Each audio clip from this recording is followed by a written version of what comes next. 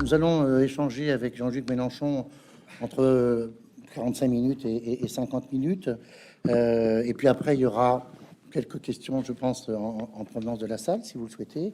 Et assez rapidement, Jean-Luc Mélenchon sera à la disposition de celles et ceux qui souhaiteront avoir une dédicace. Voilà. Vous avez publié aux éditions Plomb, Jean-Luc Mélenchon, le 19 septembre dernier, au premier jour de votre procès devant le tribunal de Bobigny, et ainsi de suite. Ce livre, alors en fait, on le voit directement. Sur la couverture, près de votre portrait, figure un sous-titre, un procès politique.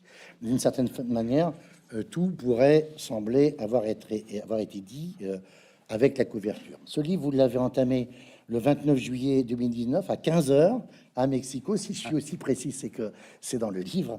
Et vous l'achevez 185 pages et un mois plus tard, le 30 août 2019, alors que vous allez à la rencontre le 5 septembre suivant de Lula, de l'ancien président de la République du Brésil, votre ami, et je vous cite, votre frère, mon frère, dites-vous, dans la grande famille de notre idéal, ces juges sont des misérables, lui entre dans la galaxie de nos porte-flambeaux inoubliables.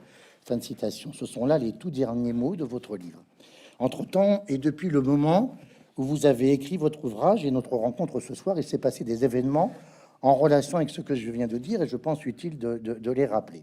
Vous avez, avec 5 de vos amis de la France Insoumise, Muriel Rosenfeld, l'attachée de presse du mouvement, Alexis Corbière, Bastien Lachaud et vous-même, tous les 3 députés de la République, Manuel Bompard, aujourd'hui parlementaire européen et coordonnateur de LFI de 2017 à 2019, et le conseiller d'État, votre ami Bernard Pinerol, vous avez comparu en procès devant les juges du tribunal correctionnel de Bobigny, en étant poursuivi pour acte d'intimidation contre l'autorité judiciaire, rébellion et provocation.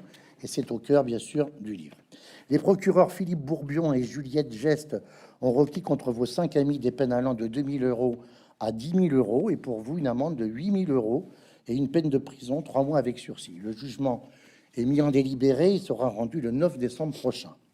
Lula, pour sa part, a été libéré le 8 novembre 2019, consécutivement à un arrêt de la Cour suprême brésilienne, rendu la veille et déclarant inconstitutionnelle son incarcération depuis 1 an et demi, alors que tous les recours juridictionnels qu'il pouvait faire contre le verdict de 8 ans et 10 mois de réclusion auquel il a été condamné en première instance n'ont pas été épuisés. Voilà pour l'évocation de votre situation judiciaire et de celle de vos amis, et pour la situation de Lula. Je crois qu'il était important de rappeler ces éléments ce soir, parce que d'une certaine manière, ils éclairent aussi la suite, ou j'allais dire la lecture et la suite de votre livre. Ce livre, vous me corrigerez si vous, évidemment, si vous pensez que je tiens des propos que vous partagez pas. Ce livre est un réquisitoire, mais c'est aussi un cri contre ce que vous estimez être la dérive autoritaire et antidémocratique du régime politique en place aujourd'hui dans le pays dont vous êtes parlementaire. Vous avez écrit, dites-vous, vous avez écrit ce livre, dites-vous, page 25, assaut et à gambade, comme disait Montaigne, et ça tombe bien, ah oui, c'est vrai, puisque vous êtes ici ce soir dans sa ville, dont on a, je crois d'ailleurs, identifié que c'était vraiment lui qui était dans le cercueil hier, hein, pas plus tard qu'hier. C'est vous, dites-vous, une chronique consubstantielle à son auteur, comme il disait de ses propres chroniques consignées dans les essais. Vous complétez ce propos par cet ajout: je compte de cette façon réunir au moins une fois, noir sur blanc, quelques-unes de nos raisons de dénoncer ce qui nous est infligé. Nous avons trop tardé à le faire. Je vous propose de structurer notre échange en 3 parties. Elles me semblent correspondre aux 3 niveaux de lecture de votre livre, qui se rejoignent tous les 3 dans l'indignation qui a été la vôtre quand vous avez réagi sur le moment et sur les lieux aux perquisitions survenues en octobre 2018, entre autres, au siège de votre mouvement. Indignation qui vous amène à expliquer votre démarche dans l'écriture de votre livre. Je vous cite encore: je vais donner ma part de témoignage sur notre époque, puisque j'ai l'honneur d'être parmi les 3 premiers députés insoumis inculpés politiques depuis la guerre d'Algérie. Dans un premier temps, on va parler de vous. Dans un deuxième temps, de figures, de lieux, de moments que vous évoquez dans ce carnet de route. Et puis, on consacrera, je pense, plus longtemps à un aspect qui est très important, qui est le fond du livre, et qui est ce qu'on appelle le lawfare et cette diffusion. Alors, premier point, vous écrivez, page 21, fin juillet 2009, pour rendre témoin ceux que notre défense intéresse aussi, après qu'ils ont été gavés des poncifs hargneux des bien-pensants dans tous les médias. Vous décrivez aussi pour ceux qui mesurent à quel point cette affaire dépasse ce que l'on pense de moi ou des Insoumis, ceux qui comprennent quel danger représentent les chiens de garde de la Macronie, déguisés en gentils promoteurs de la libération des énergies. Ma première question, c'est de quoi, selon vous, ce procès que l'on vous a intenté est-il le signe? Bon, d'abord, vous avez bien fait, vous avez rappelé qu'on était 6. Hein. Mais déjà, il en manque au moins, c'est Loïc Prudhomme qui est là, député de la Gironde, parce que lui aussi, il était à la jure là. Déjà, rien que ça, c'est un signe. Loïc est un homme extrêmement pacifique, de caractère, mais c'est quelqu'un qui est un peu droit dans ses bottes, dans ses convictions. Et ce jour-là, il a, comme nous autres, exprimé de l'indignation dans un certain volume sonore. Mais on ne sait pas pourquoi, lui, n'a pas été envoyé en correctionnel. De même, ceux qui ont fait la liste de la correctionnelle étaient totalement misogynes. C'est-à-dire que pas une seule des femmes qui se trouvaient là, députées, qui sont, comment dire, des femmes qui ont un certain caractère, la preuve, elles sont insoumises et députées, non plus n'ont été envoyées en correctionnel. On a l'impression qu'ils ont pris... on s'est demandé quel était le critère. Et puis tout d'un coup, on s'est aperçu qu'il y avait le candidat à la présidentielle, le directeur de campagne Manuel Bompard, etc., etc. Enfin, chacun avait une... Bernard Pignerol, qui était le président de l'association, qui a d'abord accompagné ma campagne avant l'ouverture officielle des comptes de campagne. Bref, les personnages, la petite tête d'épingle de la campagne présidentielle se trouvait dans les inculpés de la correctionnelle. Alors, si je renvoie au groupe, à la pluralité des personnes qui se trouvaient, c'est pour que, et pour vous montrer comment un tri arbitraire a été fait, c'est parce que c'est déjà un signal du caractère purement politique de cette affaire. Et c'est assez bien monté, parce que nous aussi, on commet des erreurs. J'estime que j'en ai commis quelques-unes, peut-être qu'on en parlera après. Et à la fin, les gens... Sur cet événement, vous voulez parler de cet événement? Eh ben oui, j'ai pas vu la caméra. C'est dans le rôle qui est le mien, c'est une erreur, c'est une faute professionnelle. J'aurais dû voir la caméra et savoir qu'on prendrait en gros plan. Déjà, on m'a fait le coup une fois, j'avais 56 ans. Alors, mieux vous dire qu'à 67, c'est tragique, quoi. Bon, un gros plan d'un type qu'on a réveillé à 7 heures du matin. Bon, j'admets que je suis pas d'un caractère facile, donc.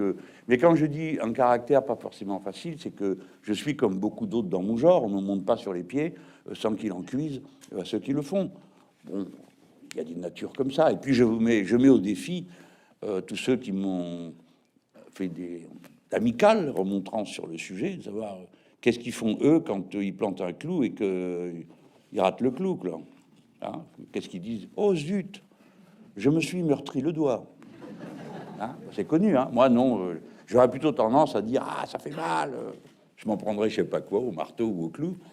C'est un peu ce qui s'est passé. Mais je vais venir, je vais répondre sérieusement à ce que vous me dites. Je pense que c'est le signal. Ils ont testé quelque chose avec nous. Et d'ailleurs, on voit tout se concentre sur cette journée-là et sur ces quelques secondes où l'on me voit crier des paroles incompréhensibles. Ma personne est sacrée. Je vous signale qu'on va... On y reviendra. Oui, oui, mais je voudrais quand même signaler qu'on va faire un t-shirt XL avec, et que je vous garantis les plus beaux résultats si, quand vous apparaissez au moment d'aller au lit avec un t-shirt comme ça, en principe, ça doit le faire. Donc tout s'est cristallisé sur la journée, et on oublie pourquoi on a été perquisitionné. Et on oublie comment on a été perquisitionné. Nous sommes perquisitionnés dans le cadre d'une procédure sans précédent. Deux affaires sont jointes, qui n'ont rien à voir entre elles. Ce qui me serait éventuellement reproché à propos de mes assistants parlementaires quand j'étais député européen, et les comptes de campagne. Donc c'est deux choses qui n'ont rien à voir l'une avec l'autre, qui ne se sont pas produites au même moment et qui ont été jointes pour faire des perquisitions à objets multiples. D'accord? Déjà, sur le plan de la procédure, tout ce qu'ils ont fait, ils peuvent le mettre à la poubelle parce que ça n'existe pas, ce type de procédure. Deuxième chose, je le rappelle, dans l'affaire initiale, les comptes de campagne ont été validés. Et tout d'un coup, le monsieur qui les a validés, monsieur Logereau, après une augmentation de 57% de son salaire, s'est dit « il y a un problème avec les comptes de Mélenchon ». De Mélenchon. aussi de Macron, mais non, c'est pas M. Macron qui a été mis en cause dans ces comptes, ce sont les personnes qui lui ont donné de l'argent. Et on s'est dit, bon, elles en ont donné trop, mais elles étaient de bonne foi. Tandis que ce chacal de Mélenchon, on ne peut pas vous dire ce qu'on lui reproche, hein, mais c'est suspect. Ça s'est passé comme ça. Et sur la base donc d'une simple suspicion, exactement comme pour Lula. Dans le cas de Lula, il n'y a aucune preuve qui est mise sur la table qui dit, monsieur, lui, il est accusé d'avoir eu, on lui a fait cadeau, paraît-il, un appartement à triplex. Le juge n'a jamais été capable de retrouver le triplex, ni de dire où il était, ni d'où il venait, qui l'avait vendu, qui l'avait offert. Donc, et lui, il a été mis en prison. Moi, non, je n'ai pas été mis en prison. Il y a ça, les comptes de campagne, et puis mes assistants. Moi, pour les comptes de campagne, j'ai répondu que j'étais d'accord pour qu'on réexamine tout. Absolument tout. Et j'ai dit, les autres aussi. Et puis, écoutez, même si les autres ne veulent pas, je veux bien qu'on réexamine les miens. D'ailleurs, toutes les pièces concernant mes comptes de campagne sont à la disposition de n'importe quel journaliste qui, pour une fois, voudrait faire de l'investigation et pas simplement se contenter de recopier les procès-verbaux qu'ils ont eus par des fuites qu'ils ont monnayées auprès de la police ou des services de la justice. Voilà. Donc, je n'ai rien à cacher, ni dans l'un ni dans l'autre cas. Et je ne sais pas de quoi je suis accusé, cher professeur. 1 an et demi après, je n'ai jamais rencontré un juge. Je n'ai jamais été interrogé une seule fois et je ne sais toujours pas de quoi je suis accusé. D'ailleurs, je ne suis accusé de rien. C'est une enquête dite préliminaire. Et elle est menée par quelqu'un que vous avez dû connaître, vous autres en Aquitaine, parce que le juge d'instruction qui s'est proposé pour s'intéresser à mon affaire, je suis sensible à son intérêt pour moi, est un socialiste qui écrivait des tribunes en faveur de François Hollande, et qui a été en Aquitaine, qui a travaillé dans le personnel du président de la région Aquitaine, ce qui, me laisse penser qu'on n'attachait pas grande importance, même aux apparences, pour ce qui est de ma poursuite. Donc, le procès, maintenant, que veut-il dire? Le régime macroniste n'est pas n'importe quel événement politique. Il représente un moment de bascule politique qu'on a observé dans plusieurs pays. Ça a été Bolsonaro au Brésil. D'ailleurs, le juge Perruot, qui s'est occupé d'être mon juge d'instruction, a été là-bas rendre visite au juge Moreau, qui a fait condamner Lula pour échanger des bonnes pratiques. Je suis sûr qu'il a appris des tas de choses avec cet homme, parce que 8000 procédures du juge Moreau ont été annulées en même temps que celles de Lula. Hein. Donc, je veux dire, sur le plan du juridique, ça doit être une personnalité, cet homme. Tous ces gens... je suis parti avec le juge Moreau et la rage me prend large d'y penser et ça perturbe l'ordre de mon raisonnement. Si je peux me permettre, oui, parce que je suis parti trop loin. Non, mais votre réaction actuelle dit bien ce qu'à plusieurs reprises on trouve dans le livre, oui. Hein, c'est-à-dire de la colère, de l'émotion, et même à un moment vous dites, c'est un peu au début, oh là là, j'arrête le clavier parce que réévoquer ça, c'est gratter une cicatrice encore fraîche. D'autant que ça, c'est important. Ouais. Page 57, vous écrivez « Ma culture personnelle fait de moi ni un anti-flic, ni un anti-magistrat. Au contraire, ma religion républicaine me les faisait voir comme les serviteurs d'un idéal que je révère. » Là, on est évidemment pas du tout dans un Mélenchon anarchiste qui présenté comme... Non, mais les anarchistes, ils ont des talents aussi. Hein, attention, mais je ne doute pas. Mais je veux dire par là... C'est pas moi. Est-ce que c'est ça qui vous a blessé aussi? Beaucoup, parce qu'il faut se rendre compte... il faut se mettre dans le moment, je disais, Macron est une bascule politique. Hein. Et ça, je m'accuse de l'avoir sous-estimé. Vous le dites. Bon, je ne l'ai pas pris au sérieux quand ils ont dit... Vous l'avez pas vu venir, vous dites. Non, quand ils ont dit on fait des enquêtes préliminaires, ça m'a fait rigoler. Des enquêtes préliminaires, ils vont perdre leur temps et leur... Comment je pouvais imaginer qu'ils débarqueraient à 100 tout le service de répression de la fraude et de la corruption? Rien que quand vous dites le nom du service, vous avez honte. Hein, bon... 100 personnes mobilisées pour nous perquisitionner, dans 17 personnes, dans 3 régions différentes. Et après ça, ils disent, on n'est pas au courant, on ne savait pas au niveau politique. C'est absolument impossible. Une opération pareille se prépare. Il y a d'ailleurs eu 3 réunions de préparation, je le sais depuis. Donc c'est une énorme opération. La ministre Belloubet le savait. Le ministre de l'Intérieur et le Premier ministre, par la force des choses, parce que les gens ont oublié, mais à ce moment-là, c'était le Premier ministre qui faisait fonction de ministre de l'Intérieur. On ne mobilise pas un service entier de police dans 3 régions sans que le pouvoir politique soit informé. Et ce n'est pas une supposition, c'est une certitude, car les circulaires que le ministère de la Justice a donné au parquet prévoient, c'est une circulaire de 2014, que lorsqu'il y a une opération qui est montée en direction d'un parlementaire ou d'une personnalité, eh bien, le ministre doit en être informé. Donc, c'est une certitude. Elle ment quand elle dit qu'elle ne savait pas. Ce n'est pas vrai. De même que la procureure générale de Paris ment quand elle dit que tout ça s'est fait sans qu'elle le sache. Bon, j'espère que dans ce pays, le procureur général est quand même informé quand on va faire des perquisitions chez 17 personnes. Et puis, pardon de vous dire, et prenez-le bien, ce n'est pas de ma part de la mégalomanie ou me placer plus haut que je ne suis. Mais je suis président d'un groupe d'opposition et parlementaire. Je relève d'un autre registre. Par exemple, les journalistes, on n'a pas le droit de les interroger sur les sources. D'accord ? Bon, nous, les parlementaires, depuis 492 avant notre ère, notre personne est sacrée. Les tribuns.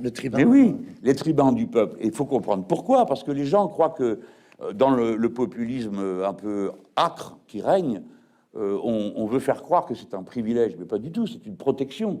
Les premiers tribuns, leur personne était sacrée parce qu'ils ont dit, nous, on veut bien faire tribun du peuple. Le peuple s'était mis en grève, hein. Et les patriciens, naturellement, sans les gens, on ne peut plus rien faire. Hein. Vous savez bien que la source de toute richesse, de toute activité, c'est le travail. S'il n'y a plus les gens pour bosser, il n'y a rien. Vous pouvez avoir la pile d'or que vous voulez, ça ne produit rien. Hein. Donc, les tribuns ont dit, bah, nous, oui, d'accord, on sera les élus du peuple, mais vous ne nous touchez pas. Parce que si, quand on dit quelque chose qui ne vous plaît pas, vous nous embastillez derrière. À l'époque, il n'y avait pas de Bastille, mais bon. Donc, on a dit, votre personne est sacrée, mais sacrée au sens littéral du terme. C'est-à-dire que s'en prendre à un tribun, c'était un acte anti-religieux, parce que la religion romaine est très pratique. Anti-religieux, donc la peine, c'était la mort. C'est cool, maintenant, il n'y a plus cette peine. Hein. Bon, mais donc la personne du député et d'un président de groupe, on ne le traite pas, on doit respecter certaines règles. Moi, je ne me sens pas hors la loi, je suis d'accord pour m'y soumettre.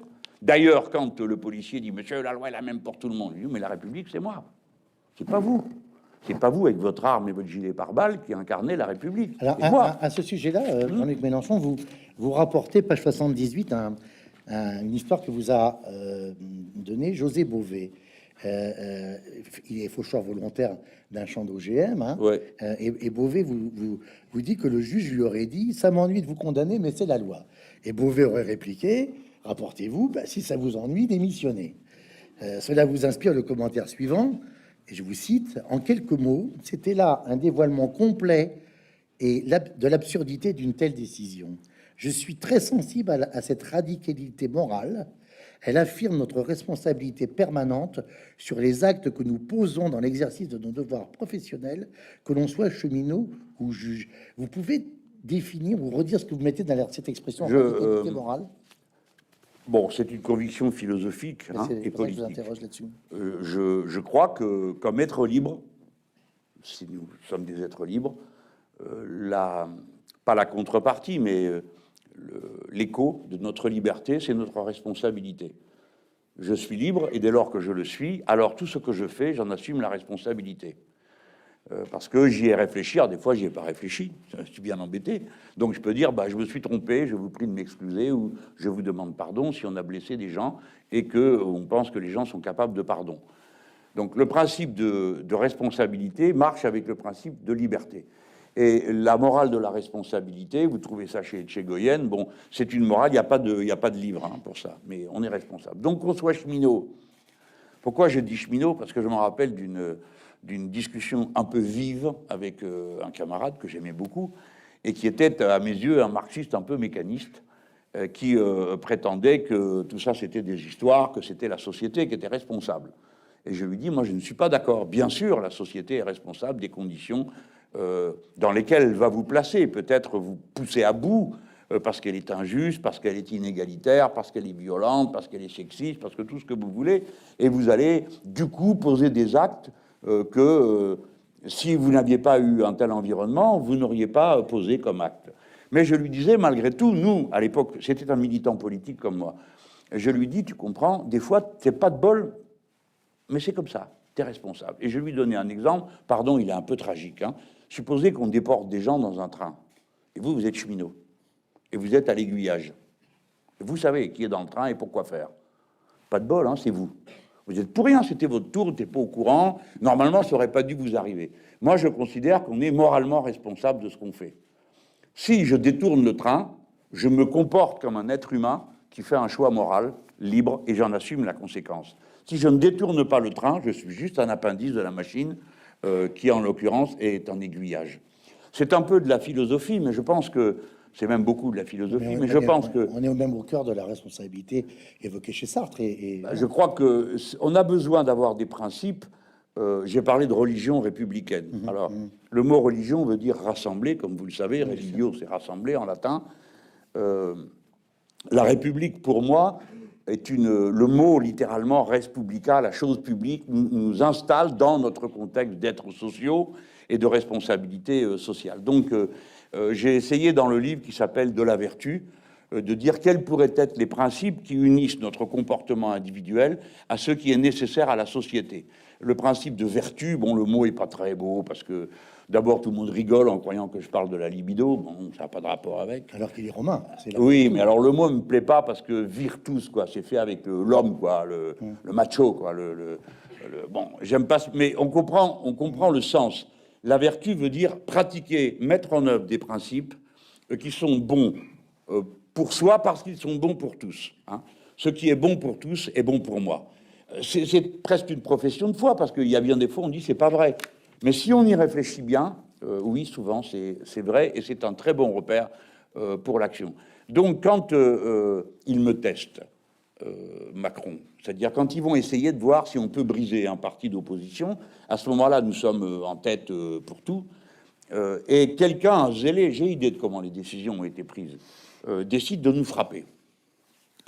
Ils nous testent. Quand ils arrivent chez moi, pardon, je vous le raconte parce que sinon vous ne le croirez pas. Ici dans la salle, il y a des gens qui se lèvent à 5 heures du matin sans aucune difficulté ou avec des difficultés, et qui ont l'esprit clair aux alentours de 5h30.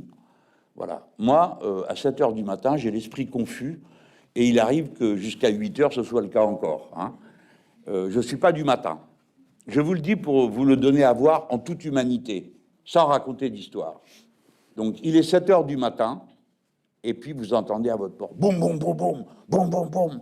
Alors, vous vous levez, on est en pyjama, enfin, on a un pantalon, ça se trouve, et c'est pas dring dring, c'est boum boum boum. Police, police. Je me dis, oh là là, mon Dieu, qu'est-ce qui s'est passé dans l'immeuble? Mon voisin du dessous est un médecin psy. Donc je me dis, peut-être qu'il y a eu un malheur ou quelque chose. Bon, alors j'ouvre la porte, j'aurais pas dû. Hein. J'ouvre la porte et rentre chez moi. 8 personnes armées avec des gilets pare-balles et qui me demandent si je suis bien Monsieur Mélenchon. J'aurais pu dire non, non, je suis le Père Noël pour voir. Mais bon, imaginez-vous l'ambiance. Donc vous êtes suffoqué, vous êtes sidéré. C'est d'une telle violence, ces gens qui rentrent. Et après, c'est la cohue chez moi. Parce que, bon, quand même, je sors pas de l'œuf. Donc mon téléphone, j'ai bien compris qu'ils vont me le confisquer. Donc j'envoie un message rapidement sur une boucle. Hein, aujourd'hui, on sait tous faire ça. Et après, commence à arriver mon avocat, le député Younous Omarjee, député européen, qui est un ami très cher et qui se trouve être là, Bernard Pignerol, qui est mon conseiller, ensuite mon assistant. Conseiller d'État, donc. Oui, il y a foule. Tout ça est chez moi, il est 7h, 7h30 du matin, et alors un type vient, me dit, je ne sais quoi, je ne comprends pas bien ce qu'il me dit, je comprends en gros qu'il est juge des libertés, alors je le regarde, vous vous occupez de la liberté, vous avez vu ce qu'il est en train de me faire, bon bref. Mais je ne résiste pas. Je ne suis pas au-dessus des lois. Ils m'expliquent qu'ils sont en train de faire une perquisition. C'est comme ça que je fais la connaissance du juge Perruot, que ça a l'air de beaucoup amuser. Tout ça, ça le fait. Je crois que ça le fait rire, ça l'amuse. Il se paye un député, puis il s'est payé Mélenchon. Ben, c'est pas rien, quoi. Il va pouvoir raconter ça au repas de première communion de son neveu. Il va pouvoir impressionner sa belle-mère avec ça. Peut-être même les voisins voisines, hein, qui sait. Donc il a l'air assez satisfait de lui-même. Moi, je ne résiste pas. Je leur fais, la seule chose que je peux leur faire, c'est filmer. Peut-être que vous avez vu les images, mais ils se cachent. C'est curieux quand même. Moi, je ne me cache pas. Moi, j'accepte, mais eux, ils se cachent quand on les montre. Pourquoi? Ils ont peur de quoi? Tant que c'est ça, je ne bouge pas. C'est-à-dire, la loi s'applique, je ne résiste pas. Mais après, c'est plus pareil. J'apprends qu'ils sont au local, au siège du mouvement. J'apprends qu'ils sont au siège du parti de gauche. J'apprends très rapidement qu'ils ont saisi le fichier du siège du parti de gauche. Mes camarades députés arrivent. Moi, je me sens responsable. Tout le monde ici n'est pas forcément de mon bord, j'espère, mais que vous êtes divers. Mais il y en a quand même un certain nombre ici qui sont des insoumis, qui ont mis leur nom. Moi, je me sens responsable à votre égard. Vous ne m'avez pas donné votre signature en disant, mais cher monsieur Mélenchon, donnez-la aux policiers, il n'y a pas de problème. Or, la police et la justice sont deux passoires. Ils donnent tout à tout le monde si vous payez. La preuve, c'est qu'ils ont tous les PV. Quand ils sont venus chez moi, il est là le camarade que vous voyez là au premier rang qui filme, c'est Antoine Léaumont, c'est avec lui que je fais la revue de la semaine et tous ces trucs. Ils sont allés perquisitionner chez lui. Antoine a 30 ans, et alors ils ont en même temps, ils en ont profité pour demander l'identité de la personne qui se trouvait là, le même jour que lui, et ils ont pris tout ce qu'il y avait dans son ordinateur, comme dans le mien. Ses photos de vacances, ses photos de famille, ses photos d'amoureux, et moi pareil, d'accord? Tout. Donc je sais qu'ils vont tout prendre au siège du mouvement. Il y a un fichier avec 500 000 noms dedans, les vôtres. Il y a d'autres policiers dans le fichier. Il y a des juges. Il y a des ambassadeurs. Il y a des militaires de haut rang, c'est-à-dire des gens pour qui c'est un risque concret. Donc je veux rentrer et les empêcher de prendre le fichier. En disant, non, ici on n'est pas comme chez moi, vous ne prenez pas mes photos de vacances. Ici c'est le siège d'un mouvement politique. La Constitution dit que nous concourons à la démocratie, je ne vous laisserai pas faire. Vous ne prenez pas le fichier. Et il a été et je veux rentrer. C'est chez moi, je crie pour rentrer chez moi, dans mon local. Je ne suis pas en train d'envahir le local de l'UMP. C'est notre local. Je crie, parce que ça ne sert à rien de demander doucement. On est arrivé à rien. Vous savez que dedans, il y a eu une petite mêlée. Mais là, tout le long, on est testé. Donc moi, j'estime que mon devoir est de réagir. C'est un devoir politique. Je ne vais pas être là à dire « Oui, pardon, excusez-moi, je vous en prie, vous voulez un peu de café en plus, parce que là, ça a l'air pénible pour vous, vous êtes là depuis... » Non, je dois interdire qu'on s'empare du fichier. Ce pays est à ce point gangréné par la peur du pouvoir vertical que ni la CNIL, dont c'est le boulot, le métier, ne s'est saisi du fait, alors qu'on m'entend depuis un an. Informatique et liberté. Voilà, vous avez raison. La Commission nationale informatique et liberté, dont c'est le boulot de surveiller la régularité de l'usage des fichiers, n'a posé la moindre question. La ministre Belloubet, qui est l'organisatrice de tous nos malheurs, non plus. Personne ne demande rien à personne. Ni si la procédure qui nous est appliquée est légale. On ne parle qu'une chose, pourquoi Mélenchon a-t-il crié? Et vous avez la caméra de Quotidien qui s'est collée là, qui a enregistré 45 minutes de la scène, où on voit qu'il ne se passe rien pendant très longtemps, et même après mon passage, et où on me voit, dans les minutes supplémentaires, dire « Écoutez, votre perquisition, faites-la, moi je ne m'y oppose pas, hein, allez-y, on respecte ça. » Et ils gardent les 45 minutes pendant plus d'un an. Personne ne les a jamais vus, vous m'avez vu que crier, vous ne voyez pas le reste. Donc vous voyez que c'est un coup monté dans lequel tout le monde est soit complice d'une mauvaise action, soit en forfaiture parce qu'il ne respecte pas le mandat pour lequel il est constitué. C'est donc une situation qui a une certaine forme de gravité. Je finis là-dessus. Il y a eu des enquêtes que vous connaissez qui ont été faites aux États-Unis comme en France. En France, je crois que c'est par la fondation Terra Nova ou Jean Jaurès, je ne me rappelle plus laquelle des deux, qui interviewait, qui faisait des sondages pour savoir, suivant les familles politiques, qui étaient le plus ou moins attachés aux formes démocratiques des institutions. Donc, comme ça, par intuition, vous vous dites, bah, l'extrême droite et l'extrême gauche, ils s'en foutent. Et puis, ceux qui sont au milieu, si, pour eux, bah, si, quand même, ça compte, c'est important. Eh bien, c'est pas du tout ça qui se passe. Ce sont les gens qui sont au centre, et qui sont au centre du panel, hein, qui sont des libéraux, qui sont les moins attachés aux formes démocratiques des institutions. Pour moi, j'ai été bouleversé quand j'ai vu ça. Ils s'en fichent. Pourquoi? Il faut comprendre. C'est qu'ils ont une forme de culte de l'efficacité. Et de l'individu. Technocratique, qui considère que la démocratie, c'est du blabla, de la perte de temps. Et j'ai entendu ça à l'Assemblée. J'ai entendu des collègues de La République En Marche, c'est pas des fascistes, hein, c'est des gens, bon, ils sont pas de mon bord, mais quand même. Ils disent, ah, encore, quoi, encore vous intervenez. Bah oui, ça s'appelle Parlement. Au Parlement, on parle. Si vous ne voulez pas parler, faites autre chose. Mais au Parlement, on parle, on débat. Et ces gens ont une culture de la brutalité parce que pour eux, c'est de la perte de temps. Ils ne comprennent pas que la démocratie, ces cycles longs, n'ont rien à voir avec les cycles courts de l'argent qui tourne et que c'est une fausse efficacité que celle de la décision prise comme ça au débeauté. Et ça, vous le retrouvez ensuite dans leur forme d'action. Quand on tape Loïc Prudhomme... On va là aussi, je vais vous poser une question là-dessus. Bon, d'accord, parce Alors, que... je peux vous la poser maintenant. Oui, allez-y. Puisque vous en parlez dans le livre. Hein. Vous évoquez le fait que Loïc Prudhomme, lors d'une manifestation, hein, je reprends exactement le passage, lors d'une manifestation, mais c'est dans la mémoire des Bordelais, alors qu'il récupère son vélo, est blessé par les forces de l'ordre. Et vous dites, en guise de remerciement, le préfet l'allemand, qui est le préfet de Bordeaux, est nommé 3 semaines plus tard, voilà, préfet de police de Paris. Hein. Et à cette occasion-là, c'est bien que vous en parliez, page 47, vous dites qu'il existe un mélange détonnant dont vous parlez et qui, selon vous, menace désormais les libertés publiques en France. Un mélange détonnant. Oui, il est fait de choses qu'on a connues dans l'histoire. Comme vous le savez, je m'intéresse à l'histoire, je la lis, je me renseigne, j'essaye de comprendre, j'essaye d'en faire une matière vivante pour moi comme décideur politique. Ce n'est pas la première fois. Quand vous additionnez un pouvoir violent, menaçant, et qui fait la preuve qu'il est capable de frapper fort, que rien ne l'arrête, la peur se propage et l'onde de choc en retour, c'est la servilité. Et puis, plus en bas, c'est la servilité, puis plus vous remontez dans la hiérarchie sociale, plus ça devient le larbinage.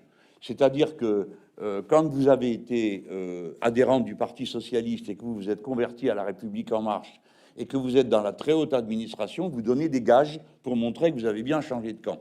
C'est ce qui se produit dans la haute administration de la justice, où toutes les personnes qui s'occupent de nos soi-disant affaires sont à 80% d'anciens socialistes promus dans la période socialiste et qui règlent des comptes en montrant qu'ils n'ont peur de personne. Ils ne sont pas obligés de le faire.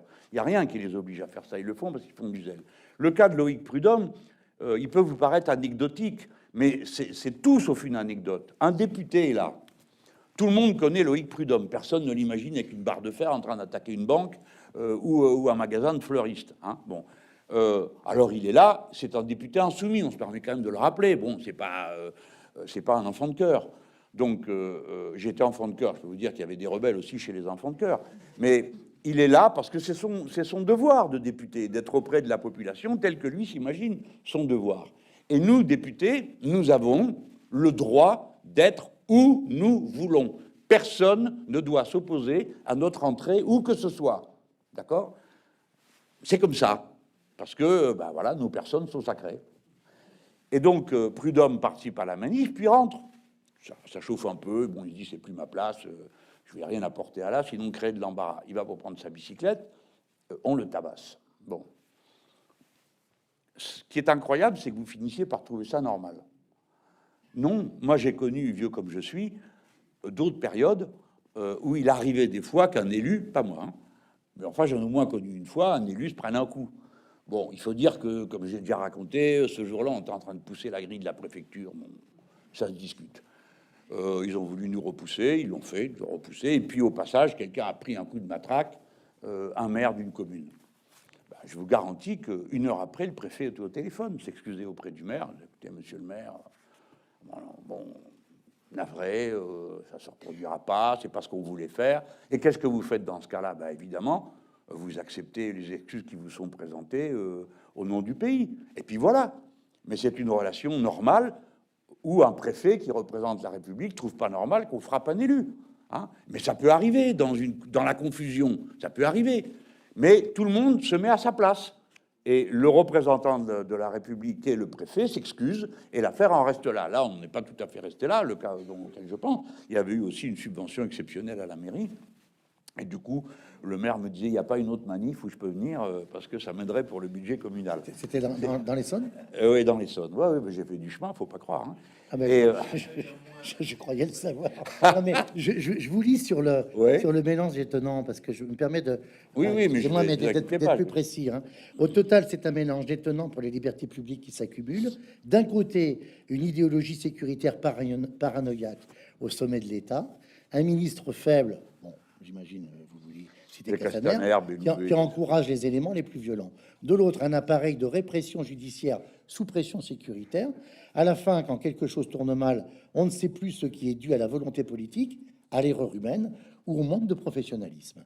Mais comme la règle veut désormais que personne n'assume plus aucune responsabilité politique, on peut être certain qu'en cas de bavure, entre guillemets, c'est l'escalade dans l'art de se défiler et de reporter sur les victimes toute la responsabilité des abus qui sont commis. On l'a vu à propos du matraquage à Nice d'une manifestante rouée de coups, Madame Leguet, à qui le président de la République, en personne, a suggéré de montrer à l'avenir davantage de sagesse. Vous écrivez ça le 6 août dans la matinée, si je me souviens bien. J'ai mis des heures pour pas que ça fasse trop lourd. À chaque fois, voilà. Hein. Donc, dans le cas 10 heures, de, à 10 heures. dans le cas de Prud'homme, comprenez bien ce qui se passe. Personne ne s'excuse. Ça coûte rien, c'est un coup de téléphone, et puis les choses.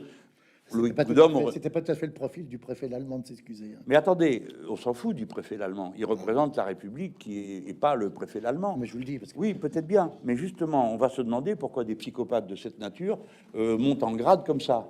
Parce que vous êtes sûr que vous maintenez le terme? non, non, on va pas dire non, je sais pas si psychopathe. c'est ça pour vous. En ce moment, on me fait la guerre des mots. Vous savez, Oui, non, pour un mot, c'est- j'en ai pour une semaine. Oui, non, c'est pour ça que Non, on va dire. Mais attendez, il y a quand même un problème que je voudrais soulever à propos du préfet allemand devant tout le monde. Mais dans le cas de Loïc Prud'homme, c'est un député. Ça leur plaît ou ça leur plaît pas, il est l'élu du peuple. Donc, ils doivent...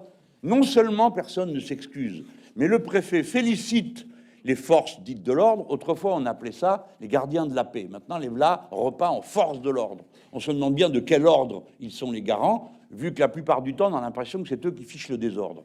Mais personne ne fait rien. Nous posons la question à l'Assemblée nationale. C'est donc pas quelque chose de caché ou de secret. Loïc Prud'homme est présent. Et la réponse est en gros, il n'a qu'à pas être là. Et puis, est-ce que c'est vraiment à la place d'un député? Mais c'est pas à toi d'en juger, mon bonhomme. C'est au député d'en juger où est sa place. C'est sa liberté. Alors, le cas Loïc Prud'homme, à partir du moment où il ne se passe rien, et où, pour terminer le tableau, le préfet, qui est responsable de cette violence, est promu à la place d'un autre, qu'on a chargé de tous les maux, parce que le préfet Delpuech, préfet de police de Paris, est viré de sa fonction, et le ministre dit devant tout le monde, c'est parce qu'il y a eu beaucoup de désordre et qu'il n'a pas appliqué les consignes. Hein? Ah bon? Donc, s'il y avait du désordre, ce n'était pas la faute du ministre ni de la situation, c'était de la faute du préfet de police. Tout ça peut vous paraître dérisoire, mais la République fonctionne plus comme c'est comme ça. En République, l'État et les fonctionnaires servent et obéissent. Voilà. Ils ont une charte déontologique. Si on leur demande d'appliquer un ordre immoral, ils ont le droit de ne pas l'appliquer. Mais sinon, la garantie de la neutralité de l'État par rapport à la couleur politique du gouvernement, c'est que la machine de l'État obéit. Hein. Et quand il y a un problème, c'est le politique qui prend la responsabilité. Si tout a été saccagé et que ça s'est mal passé, ça ne peut pas être la faute du préfet de police, ça peut être sa faute, mais c'est d'abord la faute politique du ministre. Donc le ministre s'en va, on dit écoutez, je voulais pas ça, j'ai pas été bien obéi, mais j'assume. Si vous commencez à dire c'est pas moi, c'est toi, alors lui, qu'est-ce qu'il va faire? Au premier problème qui arrive, il va dire non, c'est lui. Et chacun se défausse comme ça, tout le long de la pyramide, et plus personne n'est responsable de rien. Qui plus est, c'est la fuite en avant. Ah, mais le préfet, l'allemand, il a été promu parce qu'il a félicité les policiers après qu'un député ait été frappé. Résultat, ça vous donne la semaine dernière. Le préfet l'allemand décide que la manifestation doit démarrer place d'Italie. Ce n'est pas les Gilets jaunes qui l'ont demandé, c'est lui. Et place d'Italie, il y a 3 chantiers. Donc, quand les gens arrivent, il y avait déjà des gens en train de se servir de pierres, de marteaux et du reste. Le préfet l'allemand le sait. Il ne peut pas ne pas savoir qu'il y a des chantiers. Donc, c'est délibérément qu'il organise le désordre. Et ensuite, c'est suivi ce que vous savez. Mais je voudrais quand même pardon, mais une seconde, qu'on médite la violence de ces situations. Le rôle d'un préfet de police, c'est pas de créer la violence. Pourquoi ils font ça? Pour que les gens aient peur. Ceux qui manifestent, et vous autres qui voyez ça à la télé, vous dites « Ah, quand même, il y a de l'abus, quoi. C'est pas obligé de faire tout ça, là, c'est pas bien. » Et c'est pour faire peur et casser le mouvement qui pouvait être renaissant. Et tout d'un coup, ça vous donne Manuel, qui est un gars qui est là avec d'autres de Valenciennes. Ils sont venus à 2 cars. Je sais pas pourquoi ils viennent en car, mais ils viennent en car. Ils sont 2 cars. Ils sont une centaine, blablabla. Bla, bla. Ils voient bien qu'il y a une bagarre dans un coin entre des gens qui viennent. Il me dit, j'ai eu au téléphone, je l'ai appelé hier. Il me dit, moi, c'est pas la première fois que j'ai manifesté. On est toujours fouillé avant. Là, personne n'a été fouillé. Il dit, il restait des choses partout. Il y a une voiture qui est entrée, qui est repartie avec un gars, on ne sait pas pourquoi. Et lui, tout d'un coup, pendant qu'il parle, vous avez peut-être vu la vidéo. Vous avez vu la vidéo? C'est juste pour que je me fasse une idée. Vous pouvez lever la main, ceux qui ont vu la vidéo? Parce qu'on, ouais, bah, beaucoup. Et c'est ce que me disait Antoine. Il me dit, ça a été beaucoup vu. Et tout d'un coup, il prend dans la figure un coup. Vous, comme moi, on a cru que c'était une balle en caoutchouc qu'il prenait. Non, c'est une grenade lacrymogène. Autrement dit, la grenade, elle lui a arraché l'œil, défoncé la pommette, et elle est tombée par terre et elle a éclaté. Si elle avait éclaté sur sa figure, il n'aurait plus de tête. Donc c'est de ça dont on parle, mes amis. On n'est pas en train de parler d'une bataille dans une cour de récréation. Non, on parle de choses extrêmement violentes. Il y a du TNT là-dedans, c'est un explosif. Hein. Donc c'est ça que le préfet allemand a organisé. Sciemment, nous demandons sa démission. Et il a terminé de jouer son rôle quand il dit à une dame, qui lui explique poliment ce qu'elle pense, il lui répond, on n'est pas dans le même camp. Non, en République, il n'y a pas 2 camps. Il n'y en a qu'un, c'est le peuple. Il est souverain. Donc, monsieur le préfet, il n'a pas le pouvoir de décréter que des passants dans la rue sont dans un camp et lui dans un autre. Rien que pour ça, il devrait être foutu dehors. Le principe de responsabilité politique, c'est que celui qui est en haut de la chaîne de commandement doit assumer la stabilité de l'institution dans laquelle il est. Et moi, tout homme de gauche que je suis, je ne permettrai pas que les choses se passent comme ça. Parce que la personne qui aura été éborgnée est de droite. Je m'en fous, qu'elle soit de droite, qu'elle soit de gauche, je sais pas quoi, on n'éborgne pas. Nous avons eu la grève de mai 1968, 10 millions de travailleurs, 1 mois de bagarres nocturnes tous les jours, hein, pas un mort. 3. Hein? 68, 3 morts. Oui, c'est ce qu'on dit. Personne... On a dit, j'ai même lu 7 si tu veux y aller comme ça. Les ouvriers de Sochaux, enfin l'ouvrier de Sochaux qui est tombé d'un pont, enfin... Oui. Enfin, bon, pardon. Non, mais on va pas... Voilà, c'est toi qui commences, alors moi, je te le dis. 3 morts, d'accord. 3 morts. Ce que je veux dire, c'est que l'usage de la police est le fait d'une doctrine d'emploi. Avec un préfet qui s'appelait Maurice Grimaud, voilà. Et qui était un préfet de police. Voilà. Extraordinaire. Alors, et vous aviez un syndicaliste comme Bernard Delplace, exactement, qui prend la parole publiquement, qui est syndicaliste policier et qui dit à ses collègues, celui qui frappe un homme à terre se déshonore. Bon. Donc non seulement je commence, mais après je vais même continuer en citant Maurice Grimaud, cher Jean-Luc Mélenchon. Alors, on passe très vite sur un deuxième point, mais on va raccourcir parce que je veux que vous parliez du lawfare à la fin quand même. D'accord. Hein. C'est un point important. C'est ce que j'ai appelé des visages et des lieux que vous... Alors, je vous ai montré tout à l'heure en loge, c'est mes petits papiers bleus. Hein. Ça, c'est à chaque fois que vous parlez de... Alors, il y a des choses très émouvantes. Je vais vous les citer, puis vous allez choisir un de ces visages ou un de ces lieux.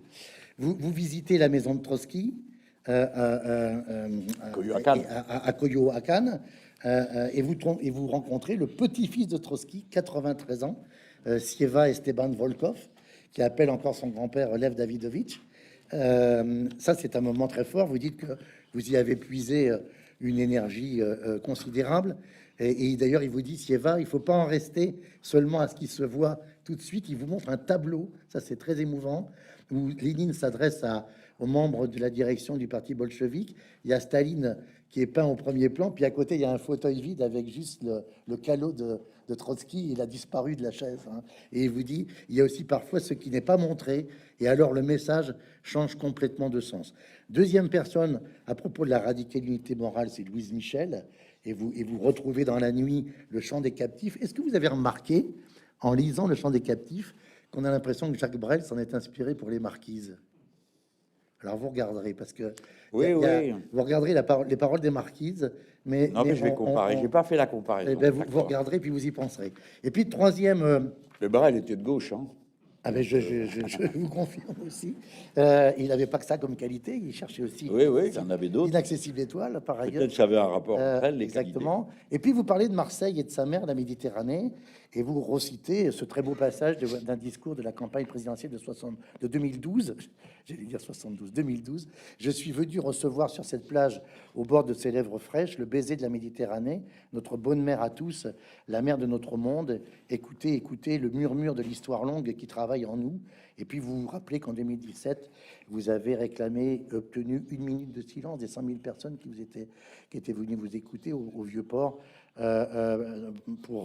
En hommage, en mémoire des migrants morts noyés dans le plus grand cimetière, dites-vous, naturel du monde, qui est devenu la Méditerranée. Qu'est-ce que vous diriez, juste pour évoquer, vous voulez parler de quoi, compte tenu de votre talent de conteur, du petit-fils de Trotsky, de Louise Michel, de la Méditerranée? C'est Cornélien, ce que je vous demande. Si j'en ai parlé, c'est que chacun m'a impressionné.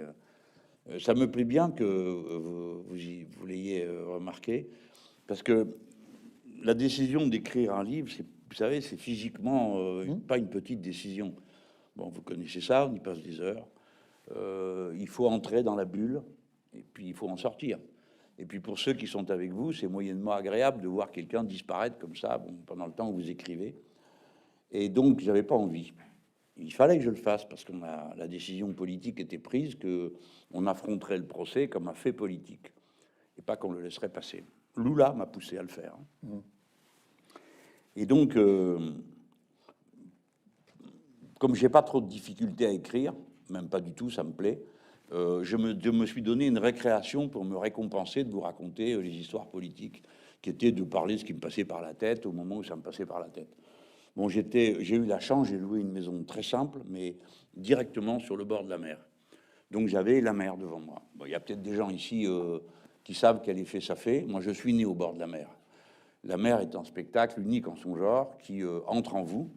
C'est l'un des rares spectacles déstressants. Vous regardez la mer, vous allez mieux. Je ne sais pas pourquoi. Enfin, si, peut-être les ondes. Et donc, me monter comme ça, vous savez, comme dans une mare, les bulles montent. Blop.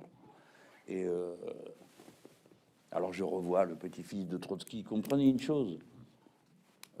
Les garçons sont comme ça. On se construit beaucoup sur la poutre fêtière. L'homme plus vieux que vous. Croisé Sievac à 93 ans, et puis alors qui court comme un lapin. Bonne forme physique, parlant un français magnifique. L'imparfait des subjonctifs. Ouais. Oh. Ah oui, c'est quelque chose. Et il ne parlait que français avec Trotsky. Ah oui. Trotsky parlait français à son petit-fils. Puisque je crois je ne sais pas s'il parlait espagnol, mais il parlait très bien le français. Il a 13 ans, hein, je précise, hein, il a 13 ans lorsque Ramon Mercader donne le fameux coup de piolet, Ouais. en 40, on est en 40. Il rentre du collège et le grand-père dit qu'il ne faut pas que le petit voit ça, quoi. Ouais. Et Trotsky meurt le lendemain. Ouais. Voilà. Quand vous rencontrez quelqu'un comme ça, il y a d'abord, vous apprenez quelque chose sur le plan humain. Moi, je crois qu'il faut toujours être gourmand des autres pour ce qu'ils vous apprennent. Cet homme a eu une enfance absolument pourrie. Son père a été assassiné, sa mère s'est suicidée, ensuite son oncle a été assassiné, sa tante voulait plus le lâcher, il se retrouve avec ses grands-parents, ils sont victimes d'un attentat dans la maison, il a d'ailleurs été blessé au premier attentat, l'orteil, oui. Et ensuite son grand-père est mort. Et bon, si vous voulez, jeune homme, quand j'avais 20 ans, j'étais trotskiste. Et je voyais Léon Trotsky comme le chef de guerre. Bon, maintenant, j'en ai 68. Donc, je vois Trotsky comme un être humain. Et je me demande comment on fait pour traverser la vie comme ça, garder intact sa volonté de combat. Et comment ça se passe? On apprend, quoi. Et je découvre avec stupeur qu'il disait aux gardes du corps, ne parlez pas de politique à mon petit-fils. Non, mais vous vous rendez compte, c'est un gars qui est pétri de politique, qui a passé sa vie à ça. À votre avis, pourquoi il fait ça? Une sorte d'instinct de protection à l'égard de cet enfant, parce que il a 13 ans, il est bien jeune. Je pense que c'est ça, mais c'est tellement stupéfiant de la part d'un homme aussi dur que Léon Trotsky, parce qu'il est un homme très dur. Le courrier avec sa fille qui est dépressive est terrifiant. Bon, il comprend pas pourquoi sa fille déprime. Bon sang, il n'y a pas besoin d'Internet pour comprendre qu'elle a dû laisser son autre gosse à l'intérieur et qu'elle s'est suicidée parce qu'elle n'a pas supporté d'avoir dû faire le choix entre ses deux enfants. Et Léon Trotsky est très dur dans sa correspondance avec elle. Et tout d'un coup, on le découvre plein de tendresse. Alors, évidemment, voilà, c'est pas de ça dont je voulais parler. Alors, je sais pas pourquoi j'en parle autant. Mais après, tout le reste m'émeut. Bon, alors, il s'est mis à collectionner les cactus. Bon, je voyais pas Léon Trotsky en train de collectionner les cactus. Ben, il se met à collectionner les cactus. Donc, j'ai eu un doute. C'est la première fois que vous y allez dans cette maison? Non, non, c'était la troisième, mais ouais, non, la deuxième. J'ai un doute sur les conditions dans lesquelles tout ça s'est fini. Vous voyez, la table de Léon Trotsky est pas plus large que là. Vous imaginez un type assis en face. Je le dis dans le bouquin. On voit pas sa main. Il a un imperméable par-dessus. La première règle de sécurité qu'on vous apprend quand vous êtes un homme exposé, ce qui est aussi mon cas, c'est de ne pas laisser s'approcher les gens dont on ne voit pas les mains. On vous apprend ça, bon, voilà. C'était la 11e ou 12e fois qu'il le rencontrait. Hein. Il avait gagné sa confiance. Oui, ben moi, je peux vous garantir qu'il y en a, même au bout de 11 fois, si je ne vois pas leurs mains, ne s'approche pas. Non, mais là, le vieux a été loin, parce que... Et le vieux, c'est comme ça qu'on on l'appelle, hein, c'est ça? Oui, oui, oui, c'est ça. On appelait, les autres appelaient Léon Trotsky le vieux. Et ça m'a fait drôle quand j'avais 25 ans que mes camarades m'appellent le vieux. Bon, j'ai transposé. Et j'ai dit, le président Mitterrand a su qu'on l'appelait entre nous le vieux. Aussi. Vous l'appeliez tonton aussi? Non, pas nous. Nous, on était les bourrins, là. Et un jour, comme ça, il me dit, vous savez, oh, on est toujours le vieux de quelqu'un. Hein. Bon, il me dit, zut, il est au courant. Il dit, de toute façon, hein, on finit tous pareil. Hein. Et on ne sait jamais quand. Bon, j'ai appris quelque chose ce jour-là. Hein. Voilà. On passe. Ouais, pardon, juste, un mot, puis juste après, pour finir, comment Léon Trotsky a fait pour ne pas se rendre compte et laisser ce type s'approcher. C'est un. Bon, alors je vous ai parlé du petit-fils de Trotsky, j'en ai pas dit un mot, sinon que voilà, j'ai aimé voir un homme de 93 ans intact dans ses convictions. Et la fin de l'existence politique de cet homme, je lui dis, mais comment vous faites pour être en si grande forme? Et il me répond, j'ai adoré, il me dit, j'ai 2 filles médecins. Oui, c'est vrai, vous le dites. Et, vous le dites. bon, bah, c'est une bonne manière. Alors, et cet homme a inventé le procédé industriel pour fabriquer les pilules contraceptives au Mexique. Et vous auriez pu aussi, évidemment, bien sûr, évoquer Louise Michel, hein, qui est une grande figure. Donc, oui. On parle du champ des... Parce que j'ai utilisé sa méthode au procès. Voilà, c'est ça. Hein, et en particulier, c'est important, elle dit à ses juges, puisque vous avez condamné à mort mes amis qui ont fait la même chose que moi, alors condamnez-moi aussi. Hein, oui. Condamnez-moi, moi aussi. Quoi, hein. Vous savez, le livre m'a donné de l'énergie en l'écrivant. Ça se voit, ben, vous le dites à plusieurs reprises. Hein. Ouais, ça m'a fait du bien, ça m'a fait un bien fou. Ouais. On sent qu'il y a une fonction un peu thérapeutique. Oui, oui, bien sûr. Ah, je m'en suis rendu compte en route au début, vous savez, les gens comme moi, on a parti à une école je voudrais pas donner l'impression que je vous monopolise et je voudrais laisser la parole au public, mais attendez, on peut dire un mot de Louise Michel, juste un mot, pas plus. Ah ben c'est vous, hein, Elle leur dit, puisque vous avez condamné les hommes à être fusillés, condamnez-moi. Alors les juges, c'est l'affaire Beauvais, quoi. Ils sont fusiller une femme, ça le fait pas. L'assassiner dans la rue, oui.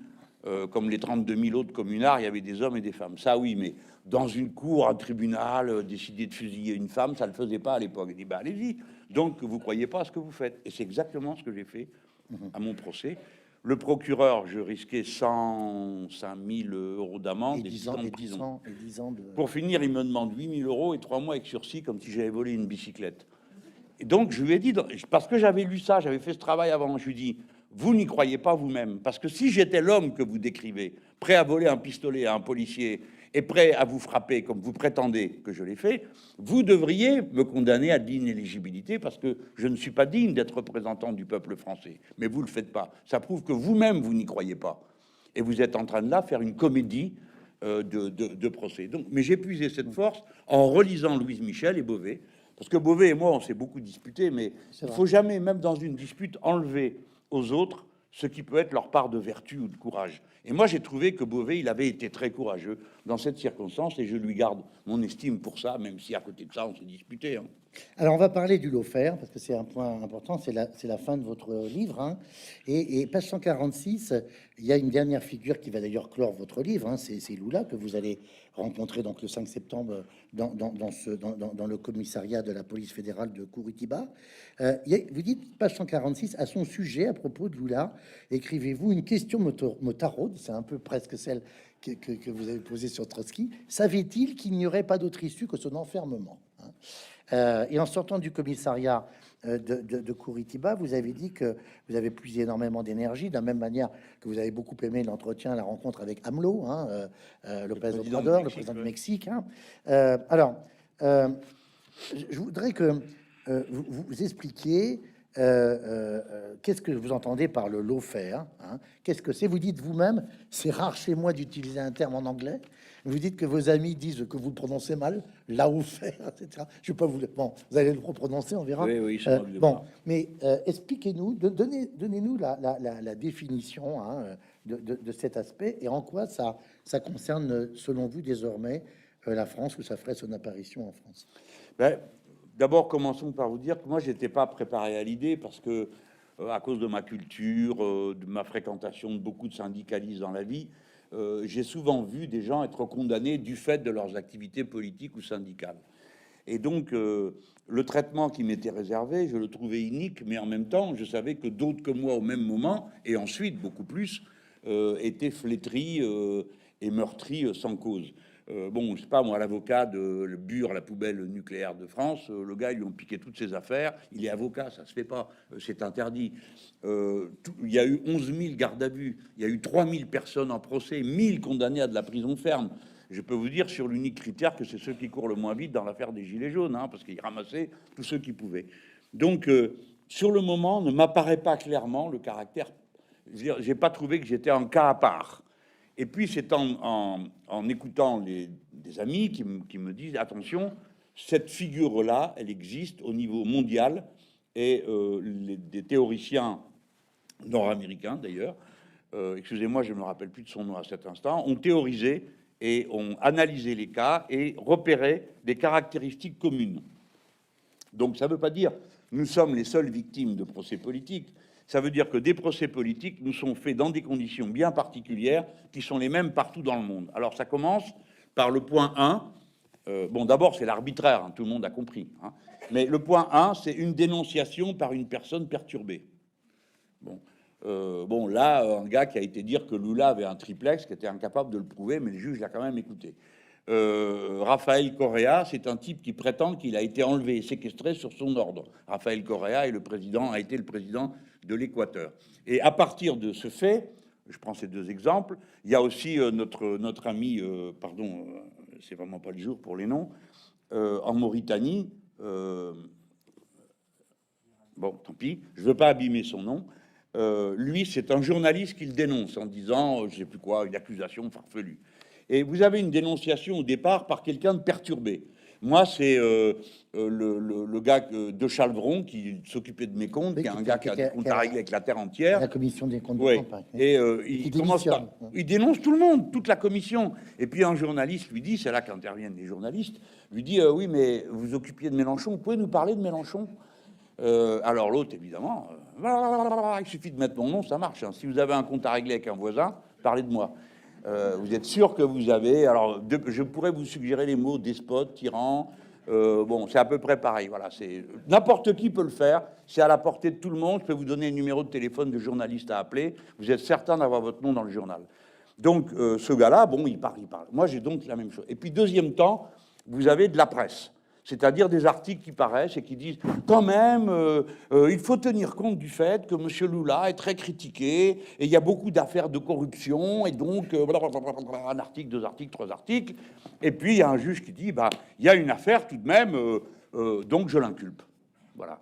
Et c'est exactement ce qui m'est arrivé, c'est-à-dire un personnage perturbé, Logereau, de Chalvron pour mes comptes de campagne, et une encore plus perturbée, une élue du Front National, qui dénonce 17 députés en disant leurs collaborateurs s'occupaient de leur parti au lieu de s'occuper du Parlement européen. 17. Je suis le seul qui fait l'objet de poursuites et de perquisitions.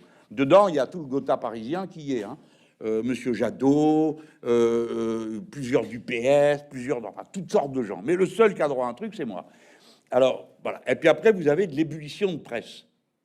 Alors oui, quand même, tel spot a coûté trop cher. Vous dites, ah bon, c'est quoi le prix du marché? Ah, c'est pas le sujet, monsieur Mélenchon. Bon, pardon, excusez-moi, on croyait que vous faisiez une investigation. Bon, maintenant, vous contentez de vous en parlez, la différence entre investigation et enquête, en citant Pierre Péan, hein, qui n'aimait pas le terme journaliste d'investigation. Hein, voilà. Malheureusement, Pierre Péan est mort cet été.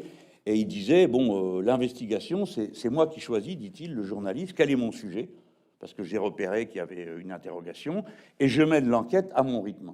Et il dit, ce que vous appelez, ça c'est le journaliste d'enquête, Et il dit ce que vous appelez de l'investigation, c'est pas vrai, il n'y a pas d'investigation. Il y a juste des gens qui attendent dans leur bureau de recopier les procès-verbaux qu'ils ont réussi à acheter après une audition de police. Et vous lisez tout ça. C'est marqué maintenant officiellement dans le journal, grâce au compte-rendu que nous avons pu nous procurer. Bon. Mais c'est illégal, c'est condamnable. Donc le compte-rendu, ils le lisent et ils en disent ce qu'ils veulent. Et c'est toujours des comptes-rendus à charge qu'ils font. Bon, alors je reviens à l'affaire. Donc vous êtes ensuite, deuxième temps, dénoncé par la presse. Et troisième temps, quelqu'un prend l'initiative de vous signaler. C'est exactement ce que fait le président de la commission des comptes de campagne, M. Logereau. On lui dit, mais écoutez, monsieur, on ne comprend pas. Vous avez validé les comptes. Pourquoi vous faites un signalement? Ah ben, il dit, bah quand même, dans la presse, il y en était question. Alors, bon, moi, j'ai fait un signalement. J'ai pas dénoncé, j'ai fait un signalement. Et on lui dit, mais on ne comprend pas pourquoi vous faites un signalement. S'il y a un problème, vous avez qu'à étudier. Ils m'ont posé 2000 questions, mes amis. Mais moi, je dis, vous en avez 5000 autres à me poser? J'y réponds. 6000, 7000, 10 000, 1 million, qu'est-ce que vous voulez? Il répond, je n'ai pas les moyens de vérifier. Mais alors, si vous n'avez pas les moyens de vérifier, comment ça se fait que vous avez une commission pour ça et que vous avez été augmenté pour la qualité de votre travail? Il faudrait savoir. Donc, vous voyez, voilà l'enchaînement. Un personnage, Barjot, de la presse qui s'amuse parce que ça fait du sang sur les murs, et puis après, vous avez un fait... Et nous sommes tous dans la même... Cette catégorie-là, le Laufer, correspond... 90% des cas, c'est la même procédure. Et à la fin, comme je viens de vous le dire en entrant, hein, je ne sais toujours pas de quoi je suis accusé. Voilà. Et pour Lula, il ne savait pas où était l'appartement. Quant à mon ami Raphaël Correa, parce que nous sommes amis, il me dit, comment tu veux que je me défende de quelqu'un qui m'accuse de l'avoir séquestré? Comment le président de la République d'un pays séquestre un type? Et pourquoi surtout? Pourquoi faire? Je l'aurais séquestré. Et l'autre dit, parce que j'étais opposant. Alors Correa me dit, si j'avais dû séquestrer tous les opposants, il y aurait du monde, hein, et j'aurais passé ma journée à ça. Voilà ce qu'est le Laufer en tant que figure juridico-manipulatoire de la... bien que c'est à la fois, vous dites c'est une farce, mais c'est aussi une instrumentalisation de la loi, hein, de la justice. Mais surtout, oui. comme vous êtes professeur en Sciences Po, vous, le drame, vous savez comme moi que les institutions fonctionnent par le consentement qu'on a à leur égard. Nous tous, nous nous soumettons à la loi parce que nous nous y soumettons de notre plein gré. On le sait depuis la Boétie. Tout est ruiné de l'intérieur. Si vous pensez que un juge ne fait pas une procédure, les juges du parquet, parce qu'ils croient qu'il y a un problème, mais pour faire plaisir à leur chef, vous croyez plus à la justice. C'était les deux dernières questions que je voulais vous poser, puis après on va... Oui. Mais je vous demanderai peut-être de répondre, si c'est possible, un peu rapidement. Au procès au tribunal de Bobigny, puisque dans le livre, vous rendez hommage aux juges du siège. Hein, vous dites, c'est les derniers gardiens. Voilà, il ne reste plus que ça. C'est ce que vous dites. Est-ce que vous avez eu le sentiment que les présidents et assesseurs du tribunal correctionnel, je ne vais pas me mettre en difficulté, le jugement n'est pas sorti, mais est-ce que vous avez eu l'impression que c'était un procès qui était correctement conduit? Bon, d'abord pour que tout le monde comprenne, parce que vous et moi, on est bien branchés, peut-être il y en a une partie de la salle aussi, mais il y a une partie des juges qui est le parquet, les procureurs, qui dépendent hiérarchiquement du ministre de la Justice. Et puis une autre partie qui n'en dépend pas, qu'on appelle les juges du siège. La magistrature assise. C'est lui le prof, il sait. Même, je peux même vous dire qu'une époque, on disait, mais c'était dans les années 70, il y avait la magistrature assise et la magistrature couchée. Bon. C'est pas moi qui l'ai dit, hein. Non, mais j'ai dit dans les années 60. D'accord, oui, il a dit 70. Bon, mais ça vous rappelle. Oui, oui. Vous l'avez dit certainement aussi. Bon. Mais donc, quand on est arrivé... Là, ils sont du siège. Hein. Ouais, quand on est arrivé dans ce tribunal, d'abord, première surprise, il y avait 2 procureurs. D'habitude, il y en a un. Là, il y en avait 2. Bon, 2 pour faire 2 fois le discours pour nous accabler. Ensuite, il y avait des parties civiles qui étaient, je pense qu'elles ont choqué le juge du siège. Hein, c'est-à-dire le tribunal, c'était 3 personnes. Un président du tribunal et ses 2 assesseurs, voilà. Magistrats professionnels. Hein, donc, oui, magistrats professionnels. Voilà. Alors, les parties civiles, c'est le monde à l'envers. Maître Dupond-Moretti. Non, attends, tu vas voir. C'est les flics qui nous avaient interrogés. Oui, c'est vrai. Alors, on les retrouve partie civile. On dit, c'est quand même un comble. Vous nous auditionnez, on vous retrouve partie civile, et puis quoi demain? Et alors, ceux-là, ils demandaient tous de l'argent. Dans des conditions, si vous voulez... Le gars qui a le costaud, là, il a eu 7 jours d'arrêt de travail parce qu'on a crié trop fort. Donc moi, je lui ai dit, écoutez, je suis désolé, moi, je voulais pas vous envoyer au tapis pendant 7 jours parce que je parle fort, mais je dis, amicalement, je vous fais un conseil, changez de métier. Hein. Parce que si un gars comme moi vous couche pour 7 jours, qu'est-ce que ça va être le jour où vous allez courir derrière quelqu'un qui est armé, hein? ou que vous allez à une manif où vous avez des milliers de types qui crient, et de filles. Bon. Donc on l'a pris un peu, et je crois qu'ils ont énervé tout le monde. D'abord parce que des arrêts de travail, pareil, c'est incroyable. 7 jours pour des cris. Ensuite, ce qu'ils demandaient est extravagant. Certains demandent 10 000 euros. Il y a un lobby, vous savez, des gens qui viennent pour prendre de l'argent dans ces circonstances. Et il y a eu un article dans, je crois que c'est Le Monde, ou Le Monde, pas Le Monde, c'est pas possible, mais Le Monde diplomatique, je crois, qui fait état de ce lobby de gens qui, à chaque procès, viennent et demandent des indemnités. C'était une situation incroyable. Le chef du service de police dont je vous ai parlé tout à l'heure, les 100 types sont mobilisés, il vient, il est partie civile. Comment il peut être à la fois partie civile contre nous et être ceux qui font l'instruction? Alors, il paraît que si c'est possible, enfin, au moins on sauve les apparences. Il n'était pas obligé de venir pour faire le brave à la tête de ses troupes. Alors, on a senti que les magistrats, si vous voulez, ceux du siège, ça donnait l'impression qu'on venait leur tordre le bras. Vous voyez? Et moi, je suis le chef du service, je viens vous dire. L'autre, et moi, monsieur Mélenchon, il parle pas bien. Deux procureurs, donc ça les a énervés. Pourquoi nous on dit les juges du siège? Il ne faut pas non plus raconter d'histoire. Les juges du siège, ils appliquent la loi. Ils l'interprètent, et pas des machines. J'étais quand même obligé de le rappeler. Hein. Il y a peut-être 10 ans de prison et 100 000 euros d'amende, mais c'est pas un algorithme. Hein. C'est une personne humaine qui donc sait ce que c'est l'humanité, d'être réveillé à 7 heures du matin, etc. etc. Bon, j'ai eu le sentiment qu'ils n'appréciaient pas qu'on leur torde le bras comme ça, qu'on fasse pression sur eux. Et ils ont été, honnêtement, on a eu le sentiment qu'on était écoutés. Voilà. Après, bon, je me fais pas trop d'illusions. Hein. Le parquet a déjà annoncé que si j'étais pas assez puni, il ferait appel. La libération de Lula, ça vous a surpris? Vous y attendiez? Ça m'a enchanté. Je comprends, mais... Ouais, parce qu'on n'y croyait plus trop, quoi. Mais vous savez, tout ça, c'est de la politique. L'État brésilien, bien sûr, c'est Monsieur Bolsonaro, le président de la République, mais les Brésiliens ne sont pas des sauvages. Il y a une justice au Brésil. Il y a des gens qui croient aux institutions de leur pays, qui n'aiment pas être manipulés. Là, il y a une Cour suprême. Bon, il y a la Cour suprême, au bout d'un moment, on en a eu plein le dos, quoi. De se faire instrumentaliser comme ça. Bon, pour un juge, vous êtes au sommet de votre carrière. Bon, même si vous êtes très, très, très hostile au président Lula, bon, bah, quand même, la loi, ça existe, le droit, ça a une valeur.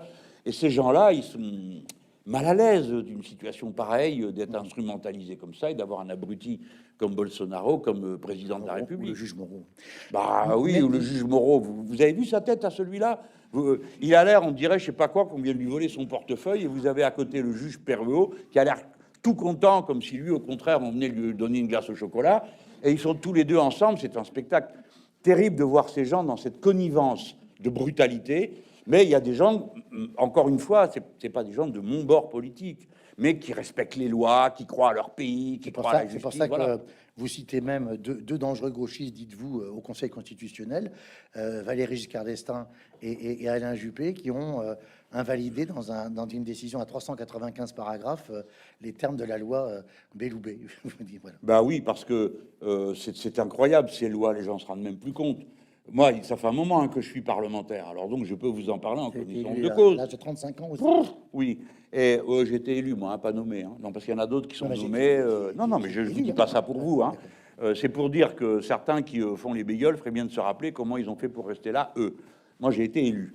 Et voilà. Et bon. J'en ai vu. Non, mais attends. Une loi antiterroriste par an, ça fait quand même beaucoup. Alors, on pourrait dire, ah oui, mais les terroristes sont de plus en plus dangereux. Ben, peut-être bien, mais personne n'a jamais fait le bilan de toutes ces lois. Donc, tous les ans, on vote une loi. Alors, un coup, c'est les immigrés, le coup d'après, c'est les terroristes. Ça dépend, c'est toujours la même chose. Hein. Le fond est toujours le même. Et depuis 20 ans, personne n'a fait de bilan de l'efficacité des mesures qui ont été prises. Le sommet de l'hypocrisie que j'ai vu, c'est les macronistes, une fois de plus. On était sous l'état d'urgence. L'état d'urgence, un cas bien précis.